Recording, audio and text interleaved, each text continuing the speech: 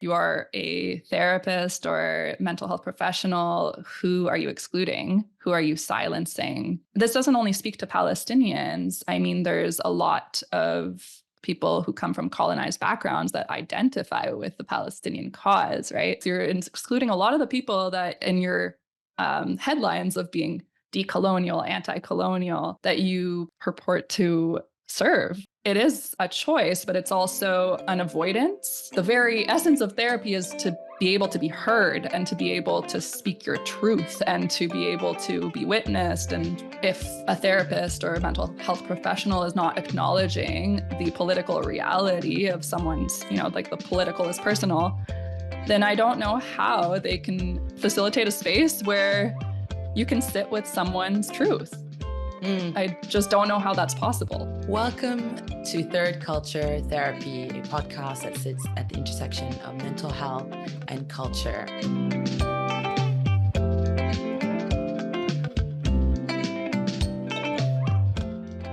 I'm really pleased to have on the show today a guest calling in from Canada, Tasha Matar. First, let me introduce you to her.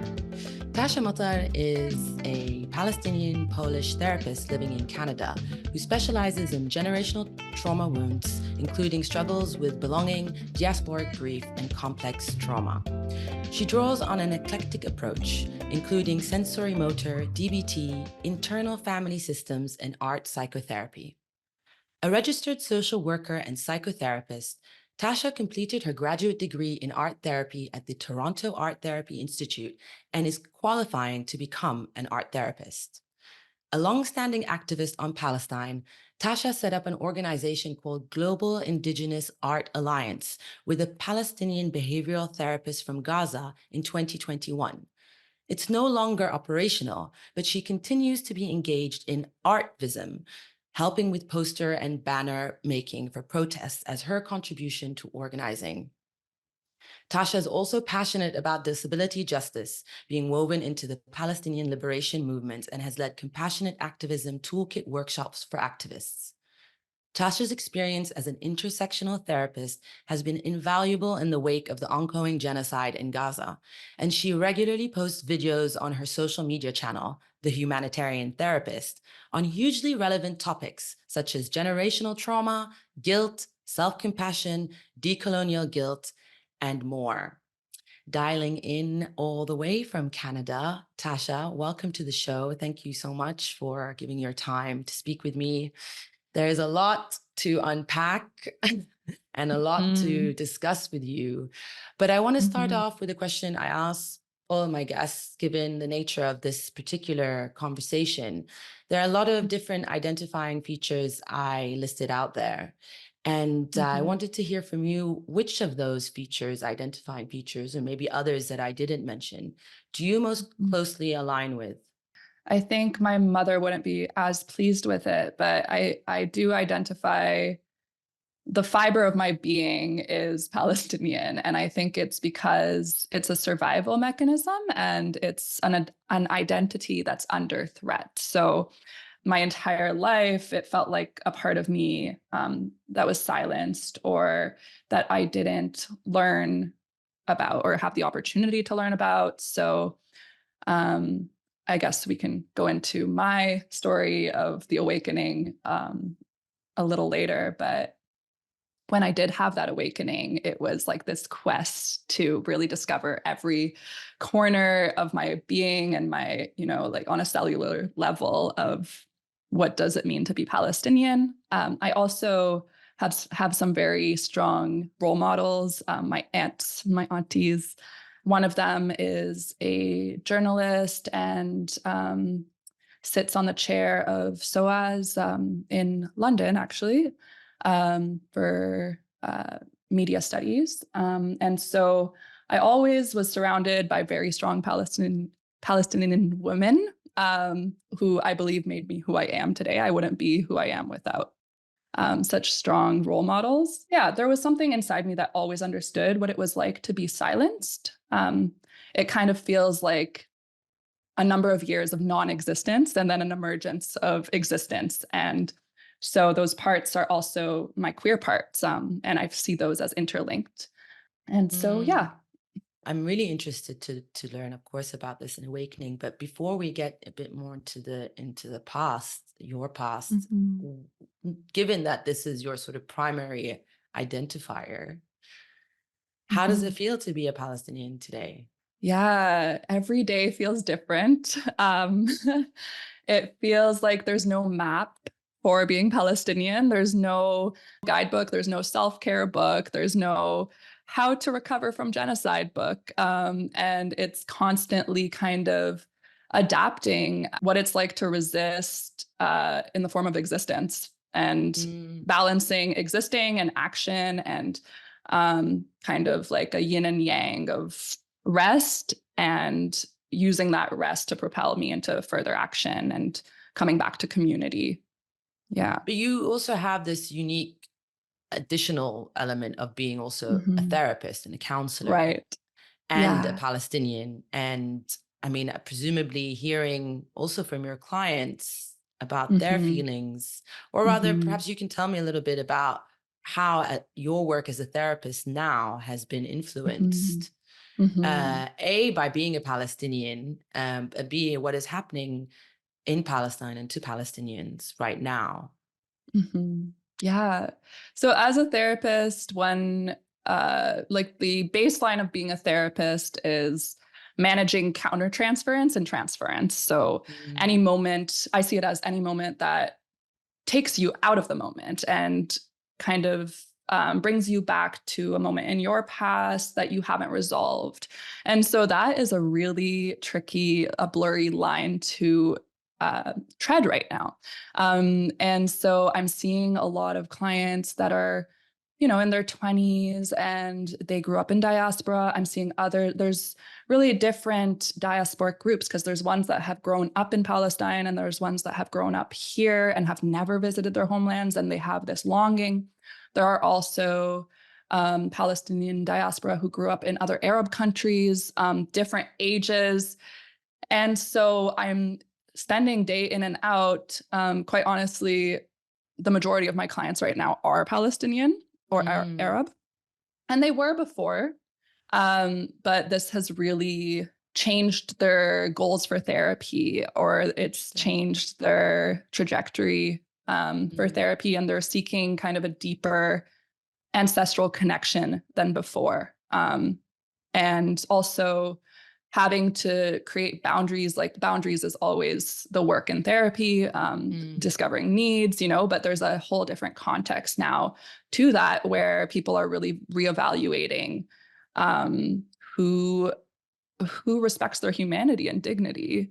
And these are yeah. all central tenets to being a therapist and to the code of ethics of social workers. But in the context of being Palestinian, I have never seen it's been right now. And it's for me, it's very rewarding. And because I use art therapy, I can kind of, we can imagine different futures together.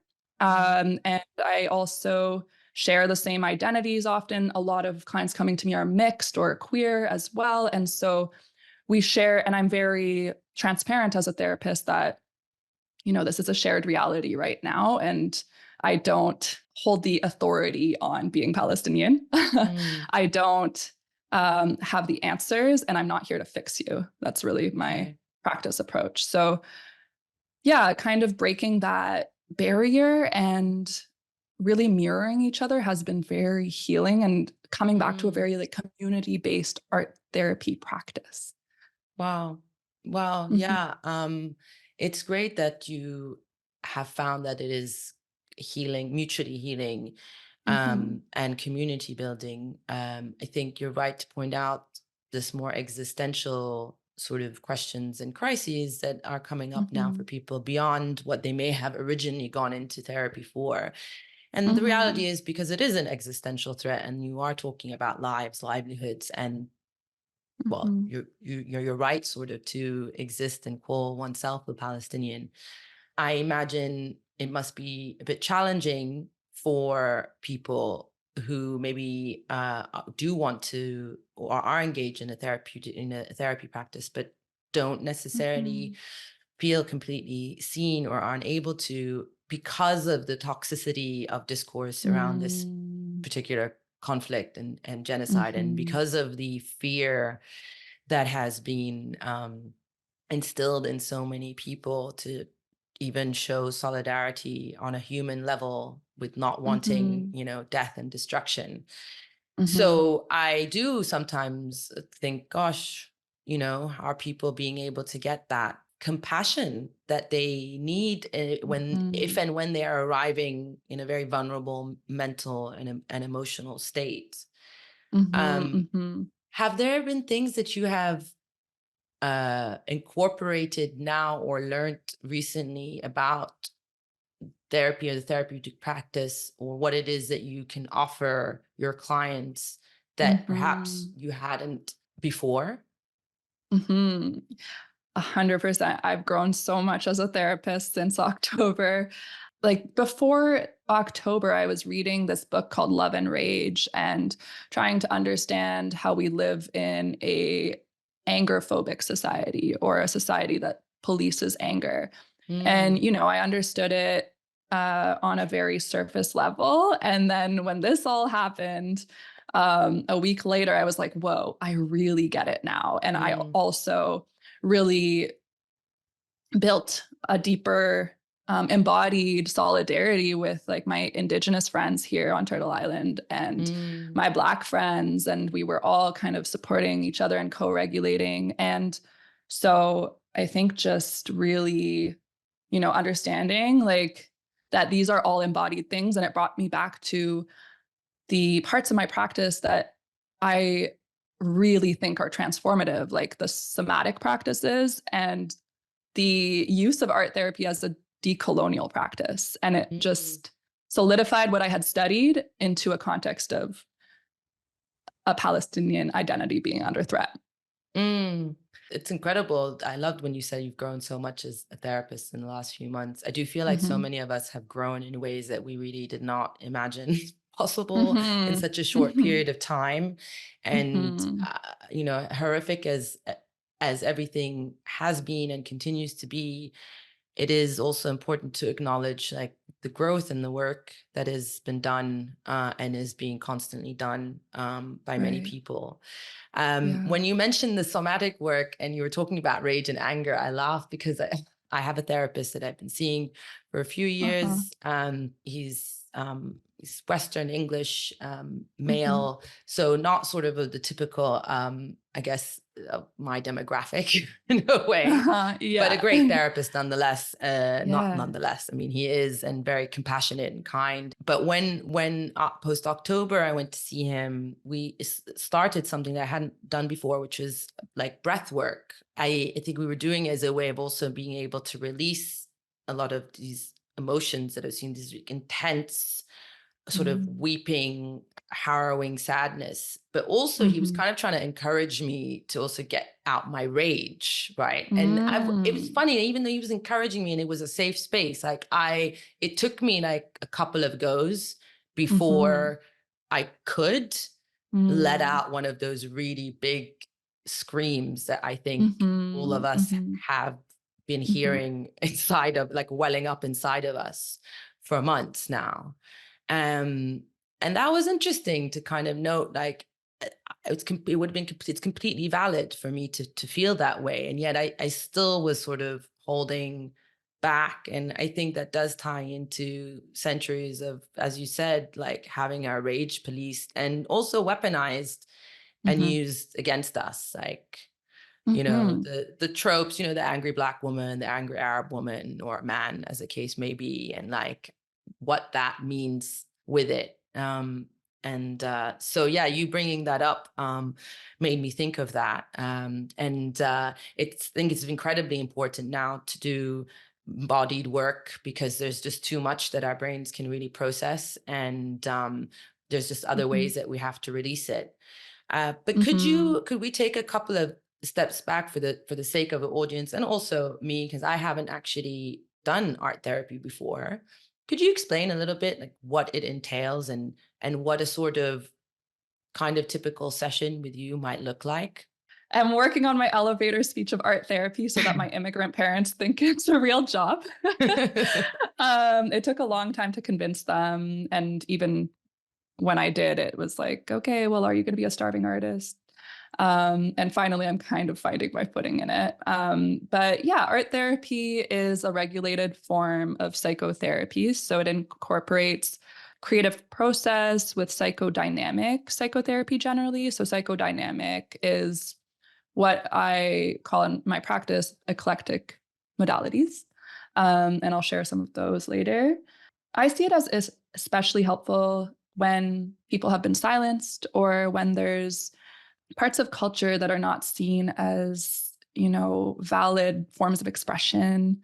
I also see my job as bridging communication between the left and right brain. So as opposed to talk therapy, the advantage of art therapy is that we're working with the right side of the brain. And in the right side of the brain is where trauma is often stored. And that's why when people experience trauma, they often find that they don't have the words or that they'll never get their memory back. And all of those parts are stored in the right brain. So that's why a lot of people naturally gravitate towards art making when they've experienced a trauma. And they're engaging in that to heal themselves. So the difference between just making art, which is therapeutic itself, and having an art therapist is I am kind of this translator, I see myself as, where I can bridge and, to promote connection between the left and right brain so that we can metabolize and verbalize trauma. It sounds amazing, this idea of like, being this bridge and this translator between these two sides of us. And then ultimately, which I think most therapies go towards, is this idea of integrating the two, and sort of with that having less internal displacement and fracture between these parts of you. But I suppose one thing that I often hear about therapy, less so these days, the more people try it, but definitely maybe with a bit more skepticism from more immigrant backgrounds, is like, well, what is it going to solve? Right. How are we going to fix it? It's done. Why do I want to rake up the past? Right. What would you answer that? Because I always ask this question, and I'm curious, like, the right answers to this. I have my own, but you're the professional. I'd love to know, what would be your answer to that? We both experience therapy, both as a client and therapist, and also a client sometimes. Therapists go to therapy, so we both have experiences. But yes, definitely, I see a lot of resistance, and specifically in the older generation, towards art therapy, and to this idea of fixing. I think therapy and psychiatry has promoted this idea that therapy is there to fix people.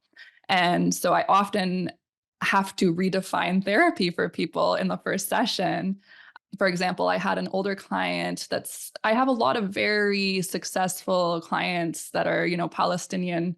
They want to get back to what they were doing before and to do it at the same pace and like in this very hustle culture way that when we have spent so many years in the West, we want to live that way.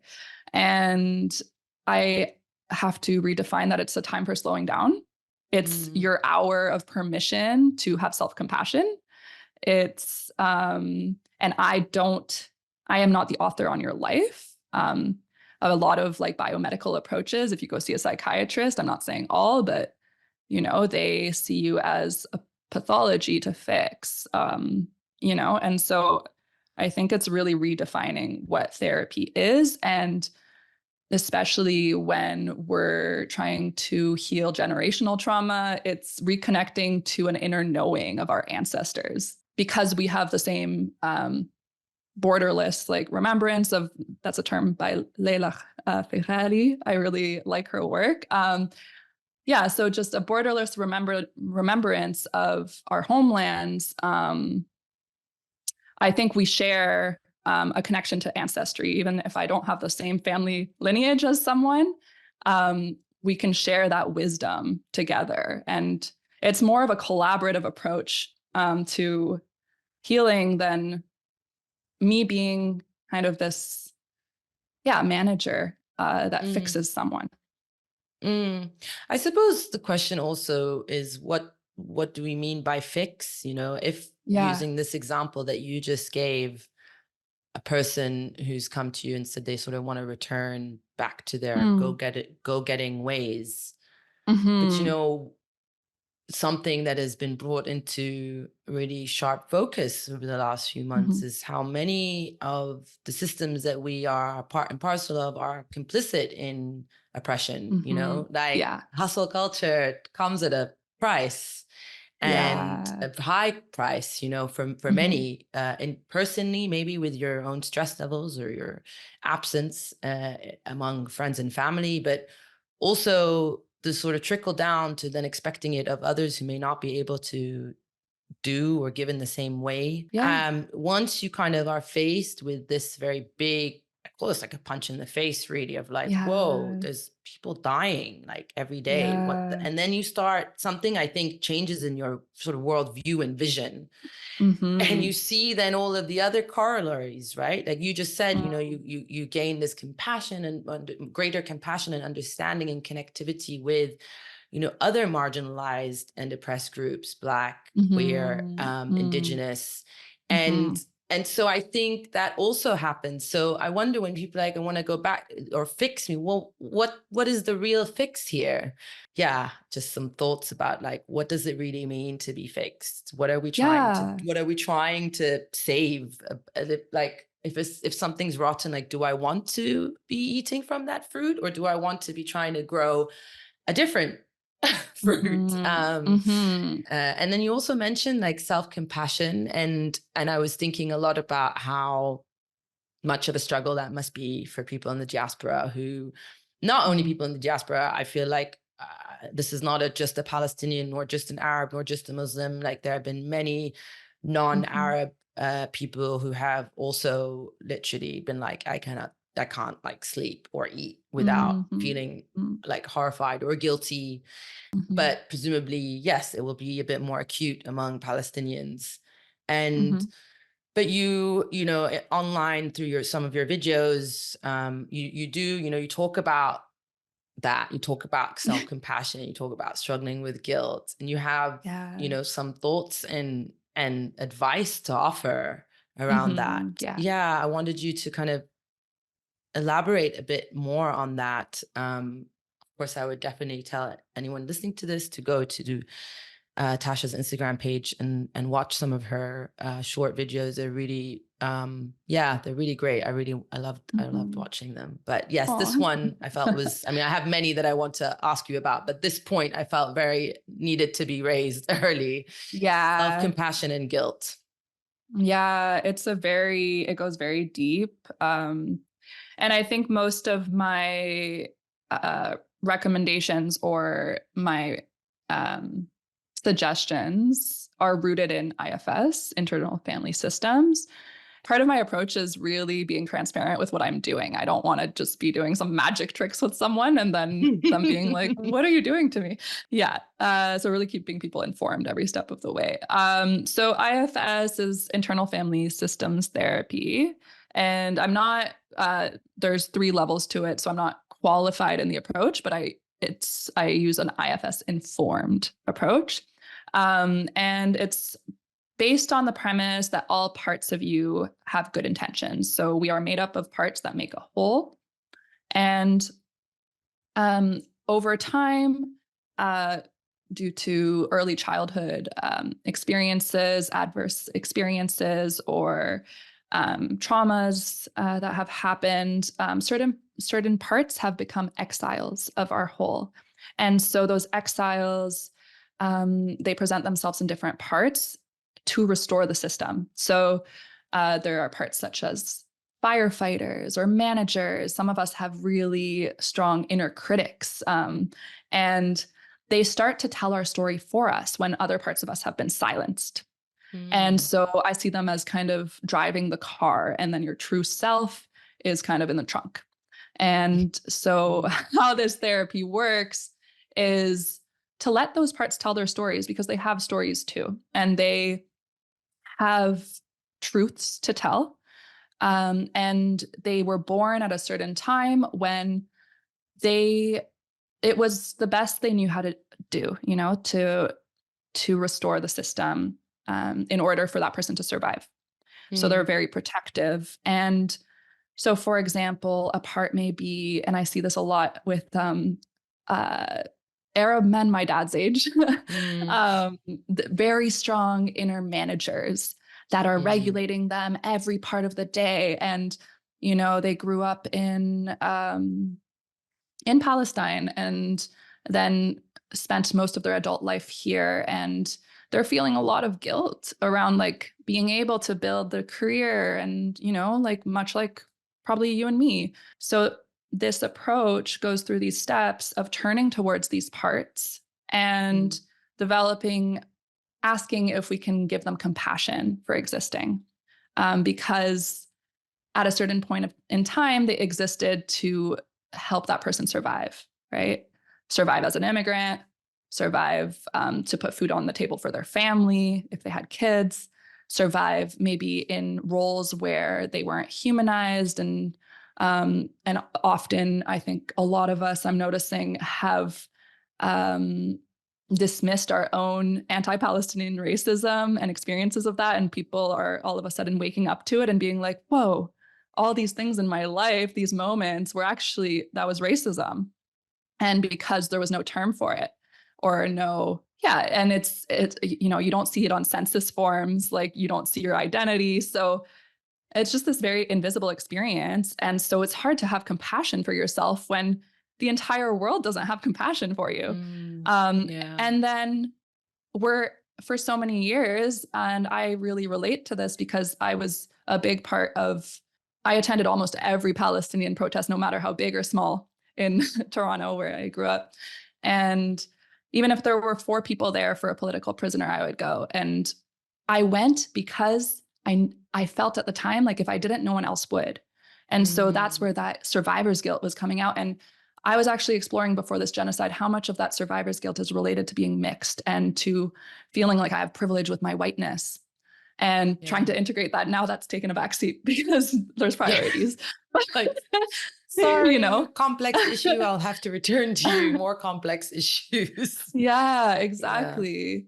Yeah. And then in this moment also, so going through those steps of IFS in a therapeutic approach, I bring in ancestral practices, like even with Islamic ancestral practices, every single spiritual practice incorporates self-compassion. They all, yes, they all, if you look at every single one and like our rich, diverse spiritualities, whether it's Christianity, whether it's Judaism, whether it's Islam, they all advocate for self-compassion, breathing in self-compassion to exhale radical community care. And so I don't think the West really advocates for that lifestyle.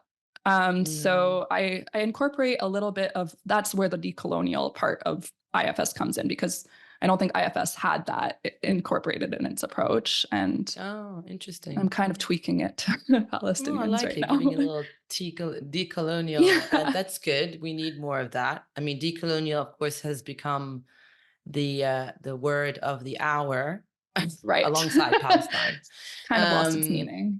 Yeah. I mean, it was gaining a lot of traction anyway. I say it like it's just like some, slang word. It's a very important concept, decolonization, but that extends across many sectors and industries and has various interpretations as well to a certain extent. But the idea being that, the decolonization process did not end when, the colonial boots left the ground of whichever land they were occupying. And that the decolonial mindset, as well as teaching, education, also is still an ongoing practice. And that's about looking at systemic issues that still deal with questions of power imbalances, often racialized power imbalances, and how the subjugation of certain people and groups. So when talking about decolonial, I guess within this context, Palestine and also therapy, there's been a lot of discussion now happening around that, which is fascinating. It's great to see, again, another one of those like sort of positive byproducts of a horrific situation, more conversation, a bit more awareness and education. What does it mean to you for a decolonial, to have a decolonial therapeutic practice? What do you advocate for in terms of asking of other therapies and therapists to include? Yeah. Well, I think it really starts with myself. I try to notice often how much internalized colonial beliefs are present within me. And sometimes that can come in the form of wanting to regulate my own emotions and not sitting with discomfort. Like a big difference I'm noticing between because I have a lot of friends that are allies that are not Palestinian, or I also have clients that are not Palestinian. I don't only serve Palestinians, but I notice that the inner community, they have dealt with this discomfort for a really long time, right? They step into the uncomfortable because we've had to resist for 75 years, and that takes a bit of resilience towards sitting in discomfort of not having your basic needs met to exist. And then on the outer community, there's like this, desire to fix it all in one day. And, it'd be ideal. I'd love to be able to wave a wand and do that in one day. But back to, decolonizing it is this understanding that like this fast-paced culture, we need to resist that and take our time and really lean on these concepts that Palestinians have integrated into their resilience. So like Samud, or, like a lot of the Islamic psychology concepts, or Dr. Samah Jabber calls them liberation psychology. And so coming back to these, like every culture has their own, especially every culture that's been oppressed has their own toolkit of resilience, and embodying those and teaching other people those, and even to non-Palestinians, like we can learn so much from the Palestinians there. We can learn so much from the ones that are still finding joy in Gaza, like, I know. And the other thing I notice is I have always had a big discomfort with grief. Like, I don't think I've had to sit with my grief as much as I have these past few months, and really decolonize without, turning this word into like a metaphor, but decolonize my experience of grief. And I think another thing I've been distinguishing with my clients is that there's a difference between grief and depression. Grief is a connection to your heart, a connection to your ancestry. There's always a connection to your heart and love, while depression, you're really disconnected from your body. Right. And and connecting to our bodies, like so many of our ancestral practices involve connecting to our bodies, connecting to our expression, like music, drumming, dancing. And so coming back to these forms of expression that the West has either vilified or, stereotyped in the media, or created very like essentialized depictions of, and reclaiming them. And so that's how I see like the practice modalities I use as decolonial, because they just are like, Yeah, I do think it has been really important, as you say, reconnecting to some of these elements, cultural practices that are rooted in experience with resistance, and like using that. So, for example, chanting. When we go to demos or protests, there are many things that I see happening there in my mind. Yes, you're going up to show up and show solidarity, and protest also to get your government to ask for a ceasefire or whatever else it is that you are asking. These are the ones that I go to. But really, it's also about this connectivity and connection with other people. That's like a primary thing that I find it gives. And you get a lot of strength, you get strength from that, especially, like I said, in a very highly charged and toxic, environment, hostile environment to Palestinians. You want to identify like, okay, that I have a community, I have allies. But then when they're there's so many of these things that are uniquely being done, like chanting. There's a lot of singing and chanting that happens, and that is very rooted in of course in Arabic and Middle Eastern culture, but not only, like across the world, people have been chanting in their own languages and about their own things. Drumming, we have the derbeke, obviously, but like in the last protest that I was at, there were so many drums everywhere. There were like drum bands. They come from all over the country. People were just drumming, banging their drums, all sort of rhythms and beats. And at a certain point, I just was walking alongside this like massive drum, just like the sensation of it just was making me feel, I don't know, like alive, but also strong. And then there's like the depke dancing, which I just started. I joined some classes to learn how to do. Cool. Because like obviously everyone thinks they know how to do depke until they're asked to like do depke, and then you're like, oh, I don't actually know how to do it. Yeah. Some classes. So I just had a really embarrassing experience yesterday. Did you really? Well, I had my class. Yeah. What was yours? Oh, I just wanted to hide forever. Oh, right. Okay. Mine was like, ow, my knees. I felt my age. I was like, oh, okay, I see. This is a young kid's thing. But again, doing it, it was like so many things related, like the community, the stomping. Everyone was loving the stomping. And again, it was like this way of releasing, but feeling that you are in connection with others, dancing. And, it has a tradition. It's rooted in the land, but there are some theories about where it originated from, but the idea being that it was used as a form of like stomping on land and hardening it to be able to use to make houses with, and use like as a building material, but that this was like collective work. Yeah, this is one of the theories, but it's, it's been around for centuries, right? And again, it's about that connectivity, but it's not just on a cultural level. Like these things actually practically do make me feel better. So I do understand what you mean about that also, sort of reclaiming these pre-existing tools or practices. Kind of reminds me a little bit of when like my parents, when you're younger, always try to give you the alternative to like traditional medicine, like just take a spoonful of olive oil, you'll be fine. You don't need to take the med. And we're all like, no, that's so silly. And then you grow up with it and you're like, oh yeah, they were right. Yeah. And it's kind of like that now. Go straight for it now.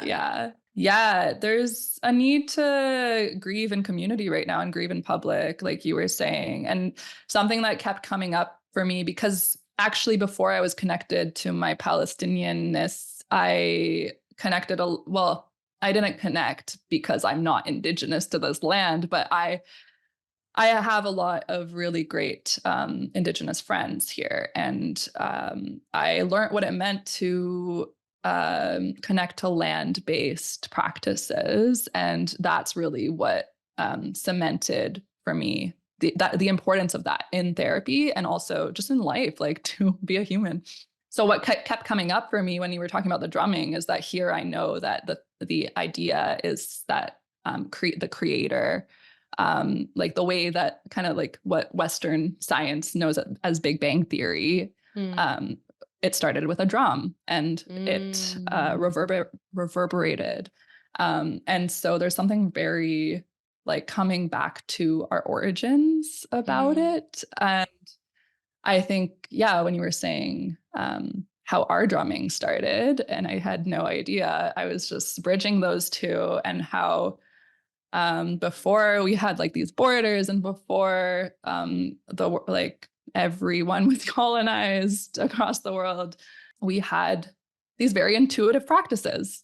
Do you think decolonization, when we talk about it, does that include, or do you feel that it should include mental health experts and therapists and the like coming out publicly to talk about the impact of this war and the genocide on people? Where do you stand on the criticism that has been put forth by some that there are that those mental health practitioners who are silent are not really doing their job well? I don't know if that's a fair criticism or not. What do you think? Well, I think you have to think about, if you are a therapist or mental health professional, who are you excluding? Who are you silencing? And this doesn't only speak to Palestinians. I mean, there's a lot of people who come from colonized backgrounds that identify with the Palestinian cause, right? So you're not just excluding Palestinians, you're excluding your South American indigenous cultures, you're excluding indigenous folks, you're excluding a lot of the people that you say that in your headlines of being decolonial, anti-colonial, that you purport to serve, right? It is a choice, but it's also an avoidance. And I see that as like a projection of avoidance. And like the very essence of therapy is to be able to be heard, and to be able to speak your truth, and to be able to be witnessed. And if a therapist or a mental health professional is not acknowledging the political reality of someone's, like the political is personal, then I don't know how they can, facilitate a space where you can sit with someone's truth. I just don't know how that's possible. Yeah. And I suppose, though, then that doesn't mean that all require to do so publicly. But presumably, if you have chosen to be a public figure or have a public platform, then not, ignoring the genocide is not really, well, I suppose it is. I was going to say it's giving out the wrong messages. It may not be. That might be the message that you want to give out, which is that certain people are not welcome or seen and aren't going to be heard. And in which case that, I think it also just says a lot about the way that they practice. Like, it's a really good indicator for someone, even if they're white, that's seeking a therapist, even if they're like Eastern European. Do you want a therapist that can sit with your, societally labeled negative emotions like anger, rage, grief? Or do you want someone that's going to try to pathologize it and fix it and regulate you and, bring you back to like the illusions of society, to try to live with injustice? And of course, there is living with trauma and living with injustice. But the first step to that is acknowledging that it exists. And if there's no acknowledgement, then it really is just a Band-Aid. It really is just a mask. One of the things that, sort of maybe ties into this is that you spoke of in a video on your Instagram was the sort of intellectualization of trauma and of genocide. And you had some strong words to say about that. And I was like, but I was there for it. I was like, yeah, it's true. This idea that, I guess linked to this, which is it's about acknowledging it and sitting with it and feeling it before we start getting very clever maybe with our words. And what precipitated that, you doing that particular video? What made you think that I need to talk on this? You were talking about generational trauma is not a justification for more trauma. And that this idea of just like intellectualizing and understanding, like, I suppose the context being that we understand that unfortunately the Holocaust and the horrific, massacre, genocide against Jews that happened throughout World War II has been largely used as justification for what the dispossession and persecution and ethnic cleansing of Palestinians. And so I think what you were saying is that, like, we can draw these links, and I can understand that someone's previous trauma has then caused someone else's trauma. Trauma begets trauma. Hurt people, that sort of thing. I can understand it. Yes. But you were basically being like, stop making me try and understand it. Like, this isn't where we're at. I think what you were saying is, like, this is not where we're at right now. I felt like maybe it was a form of deflection, a form of being like, because this, again, it's like, you can, when you go into these arguments, it's very easy. You can just go back up to your head. As sometimes my therapist tells me, he's like, thank you for that great speech, Leila. That was wonderful. You were all in your head. No, when he's asking me, like, how are things, now. or how do you feel? And then I give, like, this very eloquent sort of like summary of, like, he's like, yeah, but how do you feel? Right. Well, I think, like, that came from this research lens of wanting to extract knowledge from people, from wanting to, surveil people. And I think that came from I was starting to write my thesis, and I was just kind of annoyed at having to intellectualize everything, which is needed to produce knowledge and to record our oral histories. And at the same time, when I speak to people on the ground, like when I used to work with, and I still am really good friends with the behavioral therapist from Gaza, he was like, I have a bachelor's, master's, and PhD in generational trauma. And he would always say that as just like, he lived through 4 wars. He doesn't need to read and intellectualize this to understand it, right? And so I think the point in that was just, this is the time to listen to people. Like, Palestinians have been silenced for so long. This is the moment that you can listen to your Palestinian friends, to your Palestinian colleagues. And there is so much of that is being, like you said, deflected. And, I got so much education on the Holocaust, and I am grateful that I did, because it helps me understand how we got here. And I also know that people in Jerusalem that grew up there, they learned all the details of the Holocaust. Did they learn about their own Nakba? No. There's a denial. Like, anti-Semitism is very real. And, Holocaust denial, there are Holocaust deniers. Palestinians are not Holocaust deniers, but there are Nakba deniers. They're fully aware. Yeah, they're fully aware of how this happened.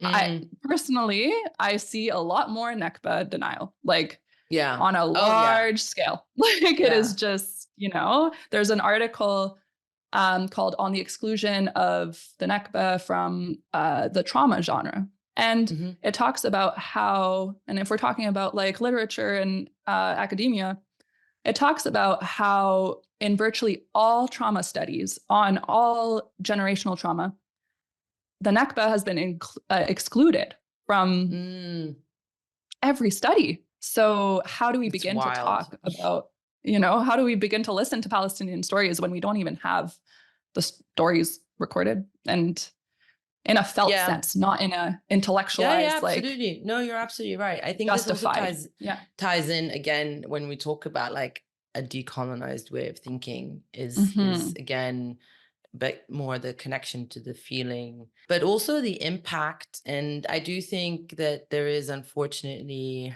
a reluctance among people to want to really grapple with the intensity of dismay and shock and horror that comes with really, really listening and really understanding and really seeing.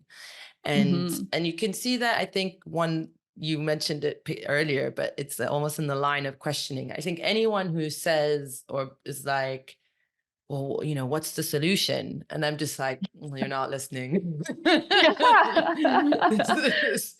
How can we fix it? No, you're not getting it. I mean, even though I have an answer, like, don't get me wrong, I have an answer. I think we all have many answers, but this, that's for another time. But it's like, if you've just come in and this conversation and that's where you're going, that means you still can't really enter that space of really understanding. And it's really critical if we're going to be able to move forward. I know this is a bit of an odd order to do it towards the end. I want to ask you about your past, but it's come up now with you talking about the silencing of Palestine and Palestinians. Mm-hmm. And you'd mentioned yourself that you kind of had a route into being and recognizing your Palestinianness, so to speak. You also have that unique, maybe slightly complicated element of the Polish side, which is interesting. A contradiction. A little bit of a contradiction. Some people see it as a contradiction. Yeah. But it doesn't necessarily have to be. But historically, it's quite different. Yes, and their perspectives now also very, very different. What was your journey and awakening, as you called it? Yeah. So I was always a big storyteller. Actually, in high school, middle school, I was really into drama. So I was part of a lot of youth collectives that would put on theater shows, musical theater and whatnot. I was a bit of a geek. And at one point, I joined this musical theater collective, and it ended up, I don't know how my dad dropped me off there, but my dad is very open. He's like, go hang out with whoever, like learn yourself. And so it was, everyone there went to a very Zionist Jewish day school. And I heard them say the T word, the terrorist word. And so I very quickly hid my identity because I realized very young, and that's that protective part that we were talking about in IFS, that silenced myself and even masked my identity to just blend in. And I remember this came to me a lot of years later, but I pretended to be Jewish. Like, wow. I just blended. Yeah. I never said anything about being Palestinian because I was afraid that I would be seen as, I would be excluded. And all a kid wants is to be included. You don't want to socially isolate yourself. So yeah, it started there, and I silenced that. And when you repress something, it comes back stronger later. Yeah, like a cat in a box that just scratches out. And so that was my first memory. And then high school, I wanted to write this monologue. We had this thing called Slice of Life, and I wanted to write a monologue about a Palestinian woman. I had several attempts at like connecting, right? And a Palestinian woman growing an olive tree, and classic story.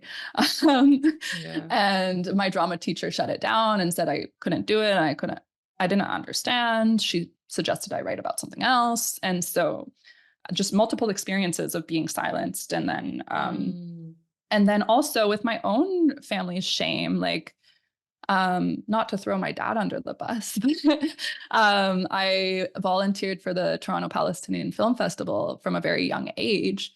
And when I was beginning to apply to jobs, when I was later in high school, when I just needed some pocket change, my dad told me to remove it from my resume, or to change it to Toronto Film Festival, and remove the Palestinian from it. Wow. Because out of his own fear of not getting work, even growing up, sometimes he introduced himself as Jordanian, depending on who he felt safe with. And now I look back and I notice that's a survival mechanism to financially prosper and be able to raise a family. And I hold compassion for that. And at the same time, like, that was another experience where I was like, oh, is this something that's going to jeopardize my career?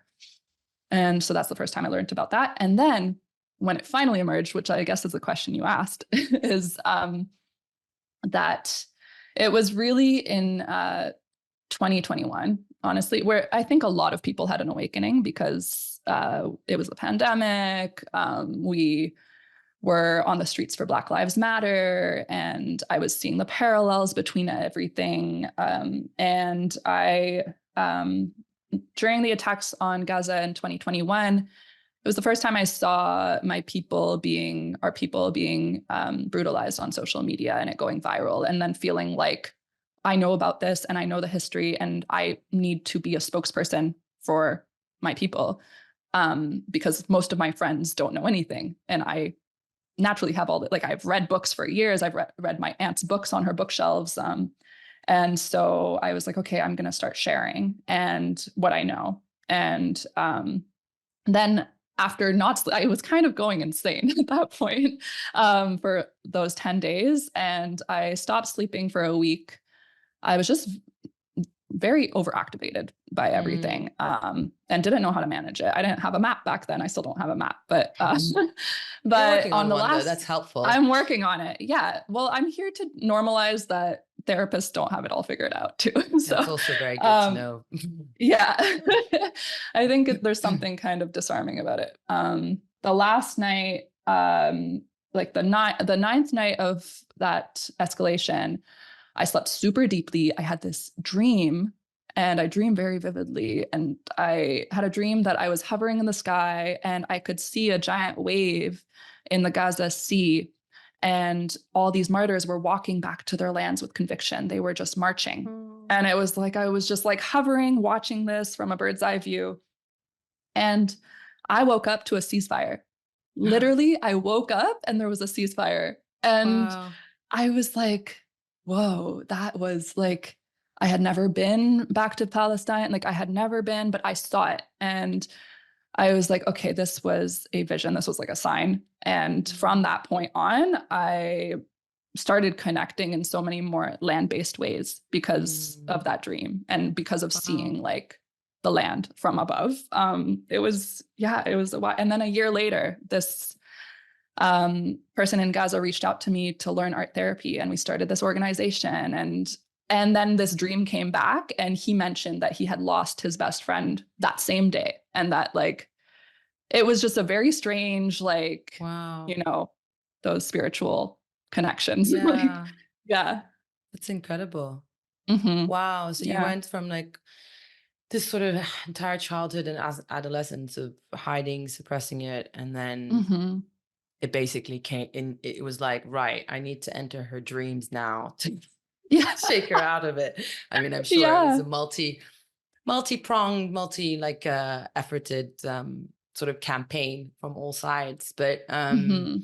yeah, I mean, I was going to ask, do you feel at peace now with being Palestinian? But it sounded a bit weird for me to say that right now. But Yeah. do you feel at peace with your identity as a Palestinian? I have never felt so at Despite. peace with being Palestinian. Yeah, despite everything, I have never felt like whether liberation happens in this lifetime, inshallah, like, yeah, hopefully in this lifetime. But yeah, I think I've never been so proud. And I've never looked at my people being like, you're so resilient and I'm so proud of you. And I've never looked at my dad this way, where I'm like, wow, you know, like all these parts of being Palestinian, our humor, our like joy, and we have a very like dark sense of humor. Yeah, as much a pain as there is that comes with being Palestinian, there's so many gifts. Well, on that note, I always ask all my guests, like, what are the things that you take from your culture that you feel help and like build up or improve your mental and emotional well-being? And of course, then I follow up with the converse. So you can pick which one you would like to start with, the good or the bad. Okay, well, I kind of don't want to say this on live because if anyone ever asks me, then I'll be too embarrassed to do it in front of them. But okay. I'll share. In November, I decided I really needed an outlet to externalize my rage. So I grabbed a drum. I rented a drum. So I don't have a drum anymore, but I learned a bit of drumming, and it was like my meditative practice for rage. Nice.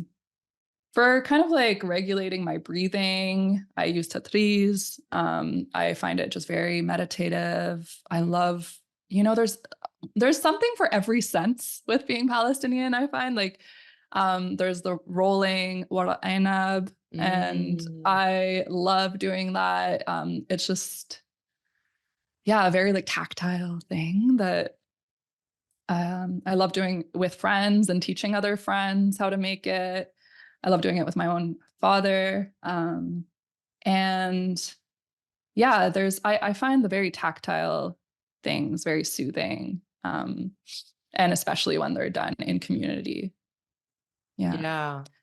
I like that what Mhm. you said. I loved how you weaved in these other things that like tatriz and what Yeah. anib or malfouf. Yeah. Really, it is, you're right. It's incredibly calming and it's a nice thing to do together. And most important, you get like amazing food at the end of it. So Exactly. yeah, it's Yeah. like a For the three in week. one. Yeah, good food for Yeah. the soul, literally.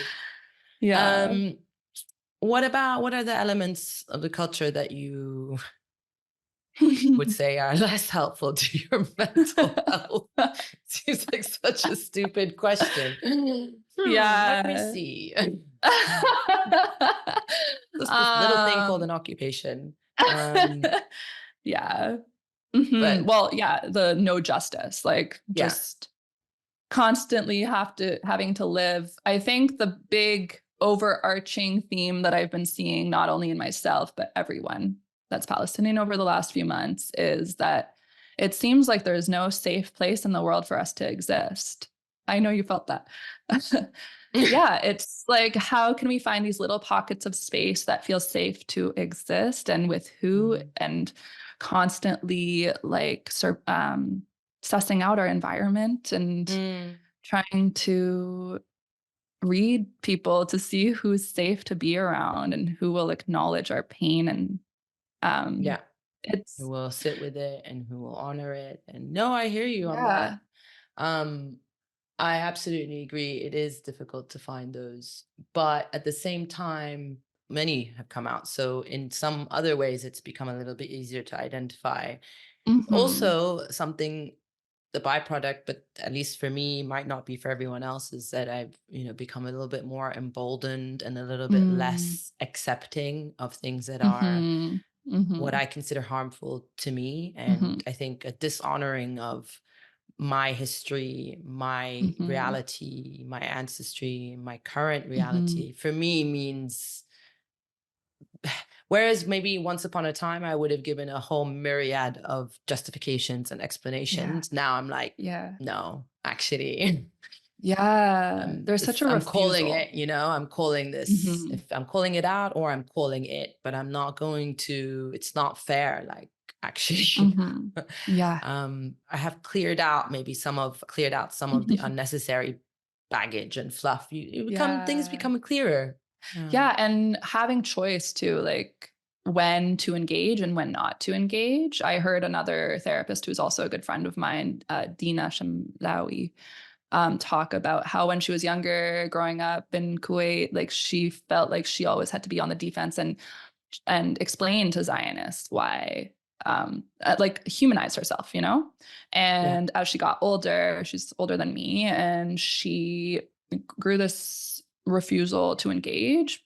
If Yeah. someone's going to dehumanize you, then why are you going to waste your time convincing them? Yeah. Like it's practicing boundaries. So It I really is. always It advocate for really that, is. which is the very most basic thing we can do for ourselves. Isn't it? Like, Yeah. yeah, Yeah, yeah. absolutely. I think that should be the takeaway. What some like the part of the key takeaways of our chat today: self-compassion, Mm-hmm. boundaries, self-respect, and Mm-hmm. Yeah. yeah. Thank you for your Yeah. time and for sharing your knowledge and your experience. Yeah, I've really enjoyed Mm-hmm. having this conversation with you. I look forward Mm-hmm. to seeing more of your videos on Instagram, The Humanitarian Therapist. Anywhere else you'd also like to direct the audience to?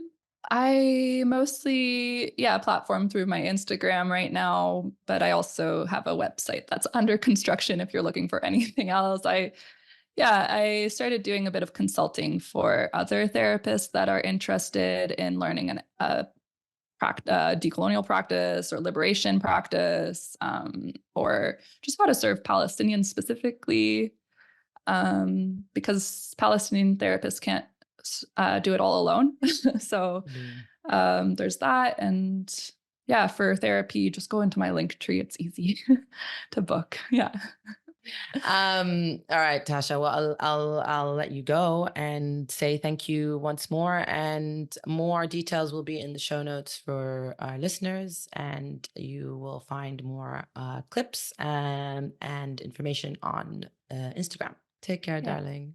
And why did we whisper it? Free Palestine. Yeah, you're right. Free Palestine. Exactly. Oh, so we always have to catch our own self-censorship. Free Palestine. True. All right. All right. Till the next time. Thank you for listening to this episode. Check out the show notes for more details about my wonderful guests, including where you can find them on social media. If you enjoyed listening to this, please do spread the good word, share with friends, family, cousins, and colleagues, and please, please, please like and leave a review on whatever platform you are listening to this podcast. Your support is crucial for the show's success, and a couple of clicks from you will mean the world to me. Go to my website, leilamaghraby.com, and follow me on Instagram and Twitter for more news on future episodes.